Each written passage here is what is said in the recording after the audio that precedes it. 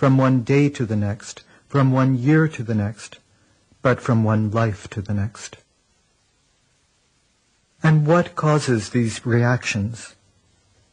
Observing at the deepest level of reality, he understood that reaction occurs because of ignorance.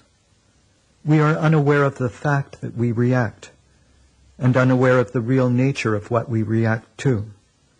We are ignorant of the impermanent, impersonal nature of our existence, and ignorant that attachment to it brings nothing but suffering.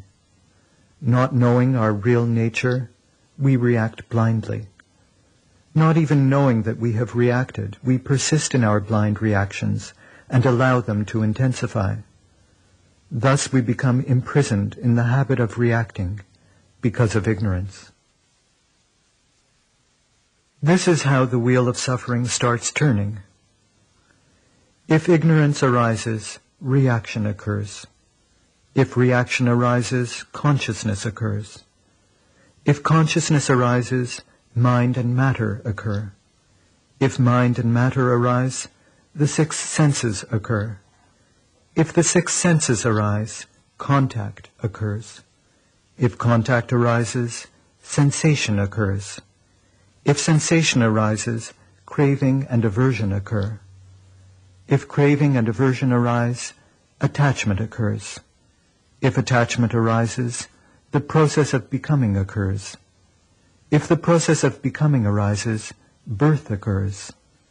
If birth arises, decay and death occur, together with sorrow, lamentation, physical and mental suffering, and tribulations. Thus arises this entire mass of suffering. By this chain of cause and effect, conditioned arising, we have been brought into our present state of existence and face a future of suffering. At last the truth was clear to him. Suffering begins with ignorance about the reality of our true nature, about the phenomenon labeled I. And the next cause of suffering is sankhara, the mental habit of reaction. Blinded by ignorance, we generate reactions of craving and aversion, which develop into attachment, leading to all types of unhappiness. The habit of reacting is the kamma, the shaper of our future, and the reaction arises only because of ignorance about our real nature. Ignorance, craving, and aversion are the three roots from which grow all our sufferings in life. Having understood suffering and its origin, the future Buddha then faced the next question. How can suffering be brought to an end? By remembering the law of kamma, of cause and effect. If this exists, that occurs. That arises from the arising of this. If this does not exist, that does not occur. That ceases from the ceasing of this. Nothing happens without a cause. If the cause is eradicated, there will be no effect. In this way, the process of the arising of suffering can be reversed. If ignorance is eradicated and completely ceases, reaction ceases. If reaction ceases, consciousness ceases. If consciousness ceases, mind and matter cease.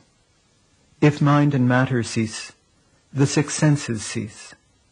If the six senses cease, contact ceases. If contact ceases, sensation ceases.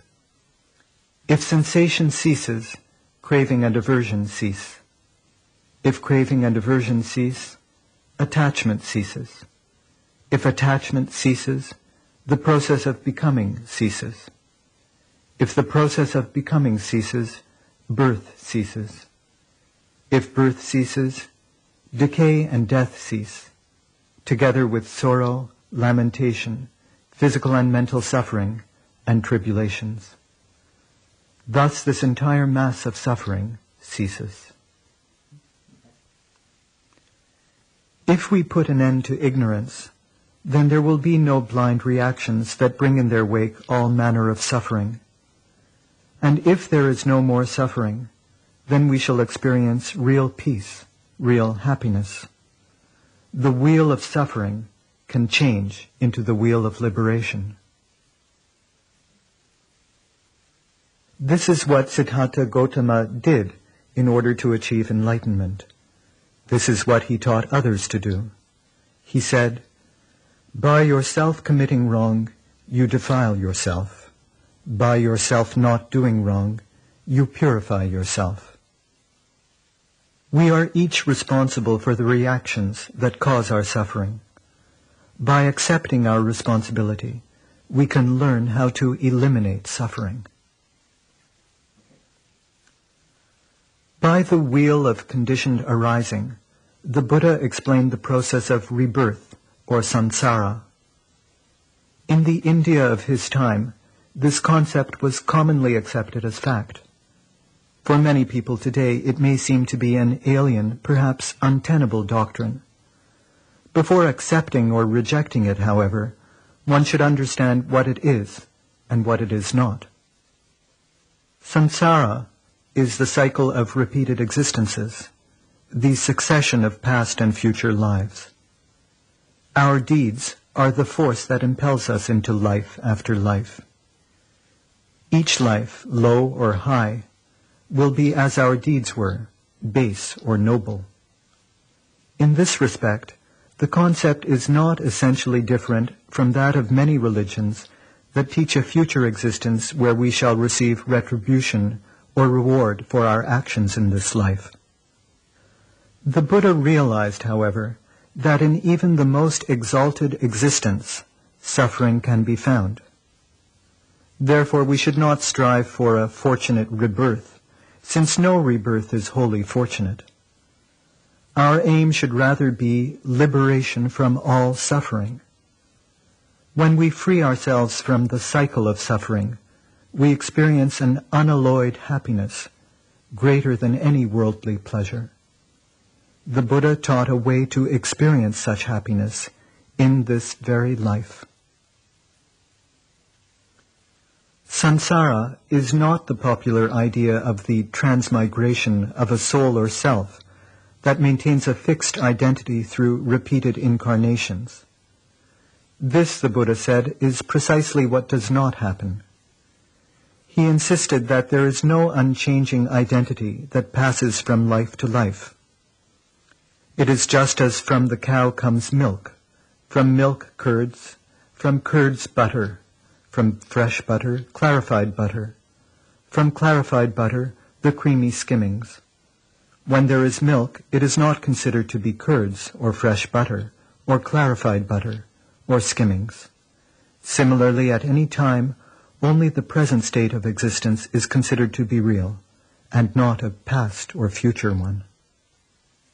The Buddha held neither that a fixed ego principle is reincarnated in successive lives, nor that there is no past or future existence. Instead, he realized and taught that only the process of becoming continues from one existence to another, so long as our actions give impetus to the process. Even if one believes in no existence other than the present, still the wheel of conditioned arising has relevance.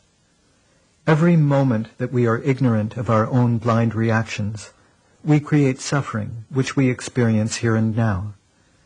If we remove the ignorance and cease reacting blindly, we shall experience the resulting peace here and now. Heaven and hell exist here and now. They can be experienced within this life, within this body. The Buddha said, "Even if one believes there is no other world, no future reward for good actions, or punishment for evil ones, still in this very life one can live happily by keeping oneself free from hatred, ill will, and anxiety." Regardless of belief or disbelief in past or future existences, we still face the problems of the present life, problems caused by our own blind reactions. Most important for us is to solve these problems now, to take steps toward ending our suffering by ending the habit of reaction, and to experience now the happiness of liberation.